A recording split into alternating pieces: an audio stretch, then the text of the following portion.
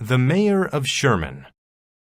The cosmopolitan city of Sherman needed to elect a new mayor. Two men aspired to become mayor, Mr. Jones and Mr. Webb. Mr. Jones was a tall, handsome man. He was a phenomenal speaker and the citizens loved him. However, Mr. Jones didn't know much about running a city.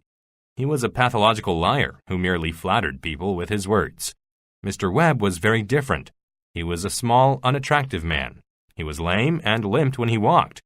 But he was an expert on politics and knew what was best for the people. The citizens of Sherman didn't care about what the politicians had to say. No one listened to Mr. Webb, even though he had great ideas. They cheered when Mr. Jones spoke, although he didn't talk about important things. His pretty words put people in a trance. All the polls predicted that Mr. Jones would win the election. When the votes were totaled, Mr. Jones won easily. But when he took office, he didn't know what to do. He tried to hide his ignorance by working in secrecy. He added a law to the city's constitution that prevented citizens from seeing the mayor. He even censored newspapers that tried to disseminate information about his inability to help the people. Soon, however, Mr. Jones became infamous for his poor leadership. There was an outburst of anger among the citizens. They were full of remorse for their misguided decision to elect an ignorant mayor.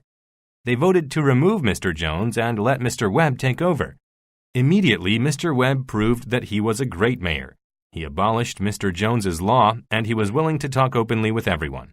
He tackled important issues and amended unfair laws in the city's charter. The citizens learned that a pleasant appearance and nice words do not make a good leader. The most important qualities are intelligence and a desire to help others.